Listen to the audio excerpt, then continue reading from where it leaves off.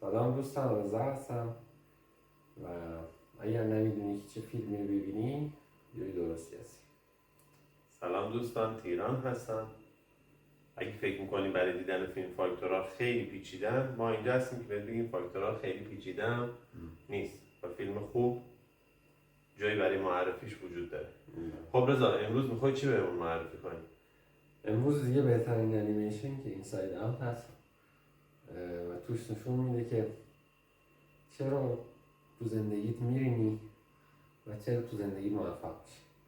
فکر میکنم یه حس مشترکه، هممون مدام بعضا احساس میکنیم که در حال ریدن هستیم. درسته؟ بله. خب و در واقع خیلی سخته که بخوای تو فیلم یه مسائل توضیح بدی چون محدودیت داری، ولی تو انیمیشن با مرزادی وجود نداره.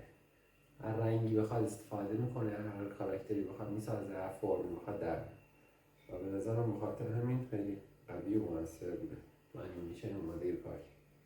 یعنی تو در واقع میگی علت ای که اومده این تو قالب انیمیشن روایت کرده و اون حالت بزرگ سالانه رو نداره. چون فاکتورها پیچیده است و انیمیشن تونسته که از دیگه نمیشده تو قالب یه فیلمی روایتش بکنیم، وگرنه این برای آدمای گندن. بله. خب جزئیاتش برامون بگو. خب کانسپتش دیگه نشون میده که تو مغز چه اتفاقی داره میفته و احساسات اصلی رو نشون میده که چی پیش میاد که تو عصبانی میشی، چی پیش میاد که مضطربی، چرا میترسی و چه کارکردی اینا دارن و چجوری یکی از این احساسات بر بقیه غلبه میکنه و چه مکانیزمی داره. یه چیزی که برای من جالب بود این بود که مثلا اول قشنگ نشون میداد که مغز در واقع قسمت فرماندهی داره. خب بعد هیچ کدوم از این کسایی که تو مرکز فرماندهی بودن به یکی ارجحیت نداشتن، ولی شادی تلاشش میکرد که بگی ها مثلا من باید همیشه چیز باشم. ولی بعضی موقع نگاه میکرد میدید همون لحظه مثلا ترس و خشم و تنفر و اینا اومدن در کنارش و دارن کنترل به عهده میگیرن و هم هر کاری میکرد نمیتونست جلوشون بگیره. آره دیگه، در واقع همه احساسات کارکرد خودشون دارن و همشون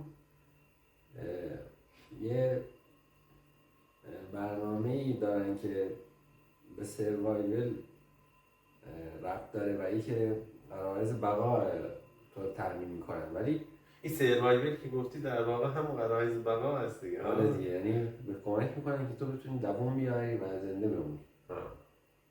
ولی تو دنیای متمدن امروز خیلی وقتا او احساسات کارکرد ندارن دیگه. ممکنه مثلا تو امتحان داری قد به ترسی و مضطربی که امتحان خراب کنی، ولی الان تو دوره شیر و پلنگ نیستی که بخوای به ترسی. ولی اینا از تو همون زمان قدیم پارینگی مغز مونده و الان تو لازم داری که کنترلشون کنی. ولی خیلی وقتا میره و پشت فرمون میشینه همون احساسات و کل ماجرا رو خراب. من قسمت یکش که دیدیم با هم دیگه، اولین چیزی که توجهمو جلب کرد این بود شروع فیلم. وقتی که به اصطلاح داشت او مرکز مغز نشون میداد که حالا شادی هم توش بود، داشت خودشو معرفی میکرد او در واقع رایلی تو قنداق بود، مادر پدرش هم بالای سرش بودن، تا به اصطلاح مادر پدرش بهش گفتن که تو مثلا چقدر شیرینی، تو چقدر خوبی، یه لحظه خندید، بعد شادی دکمه رو لمس کرد. آره. یعنی انگار میخواست بگه که خیلی محیط بیرون در واقع رو اون چه که ما از درون قرار احساس بکنیم و از درون بهش برسیم تاثیر داره. در صورتی که ما امروز مثلا شما باشتون بگن نه همه چی در درون آدمه.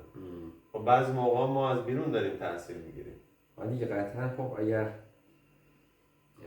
یه اثر نداشته باشه که ما اصلا یه موجود اجتماعی نیستیم دیگه، ولی یه چیزی دیگه یه مسلمه که او اتفاقی که داره بیرون میفته اثر داره. حالا بعضی وقتا با اون تمرین و خودآگاهی و ممارست شما میتونید اثرش کم و زیاد کنید. دقیقا، ولی کامل نمیتونی قطعش کنی. نه دیگه وجود داره. چیزی که ما امروز میبینیم مثلا طرف میاد کلید میگیره میگه من تنها من فلانم، من میتونم دیونه برای خودم این کارو بکنم اون کارو بکنم. خب یه حالت قلوبون داره که بهش دامن زده میشه، ولی در واقع ما تمام رفتارامون چیزمون بالاخره یه بعد اجتماعی هم داره. یعنی یه فرقی هست که آقا نمیشه بگی همه کار رو من میکنم چون که دوست دارم. یه بار بود سادگورو تو سخنرانی بود دانشگاه آمریکا، بعد یکی از دانشجوها پرسید گفت که شما چرا رشته کامپیوتر رو رفتی؟ گفت برای همین موضوع داشته بود. گفت برای که من عاشق برنامه‌نویسی ام، مثلا من اومدم یه رسالت من چی. گفت بعد سادگورو بعد چی بود که میگم ما تابع از مکان و زمان هم هستیم. بعد بهش گفت اوکی، یعنی از درون تو میجوشه دیگه. گفت آره. گفت حالا من این سوال دارم، 2500 سال پیش تو هند به دنیا آمدی، بعد عاشق برنامه‌نویسی بودی؟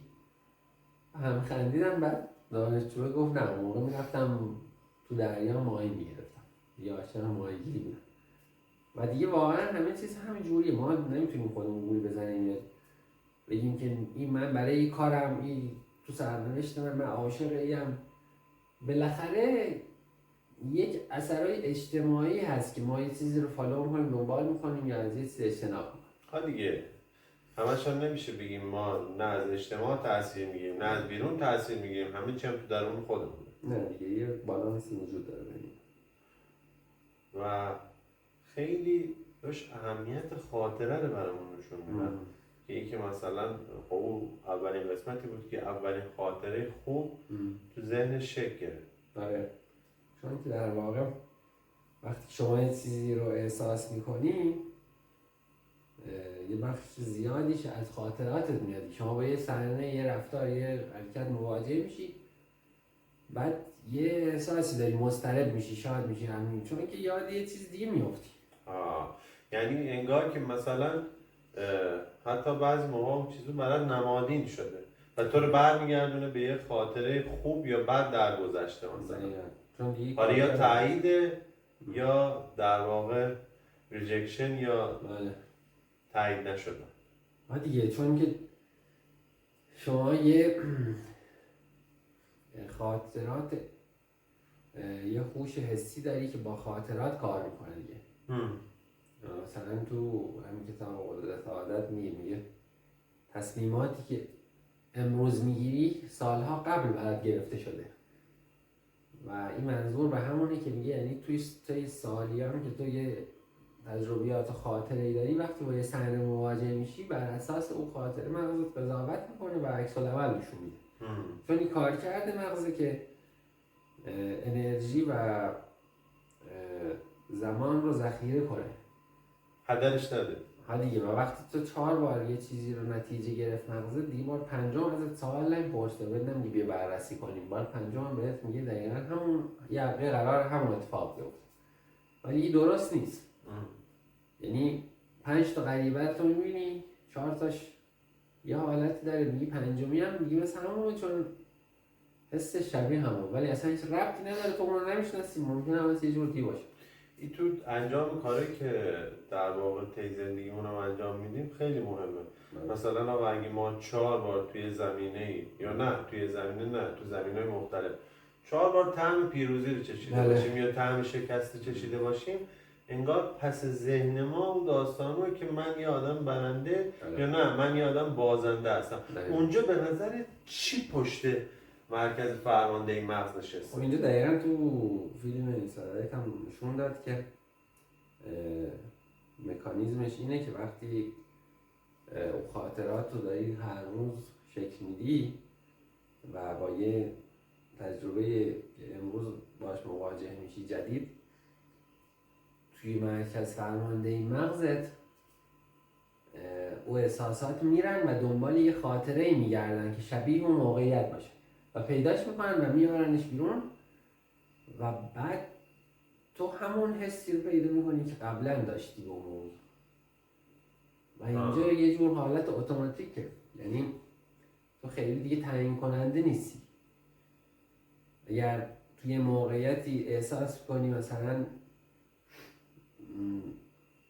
یه حس بدی تو داری، شاید دوست داری که پرخاش کنی، ولی شاید الان توی این موقعیت اون موقعیت نیست، ولی تو یاد اون موقعیت های گذشته میافتی و هم کار میکنی و این خیلی هم سخته که تو بخوای از این دوری کنی و توی فیلم هم نشون میده که کاراکتر تو، هویت تو از طریق همین خاطرات روزانه شکل میگیره. یعنی یه چیزی حس میکنی، یاد چیزی میفتی، همون رو ریاکشن نشون میدی و بعد از مدت‌های طولانی مدت میگن یه آدمو کسخله، یه آدمو زرنگ، یه آدمو عصبیه، ولی که دیگه تو توی همون چرخه گیر میفتی دیگه و خیلی سخت، دکمه‌ای نداره تو همه چی دیلیت بزنی مثلا باز دوباره یه آدم جدید بشی، مگه اینکه یه روندی باشه که یه سری خاطرات متفاوت شکل بگیره و تو نسبت به اون خاطرات متفاوت بتونی یه هویت جدیدی تشکیل بدی اصلا.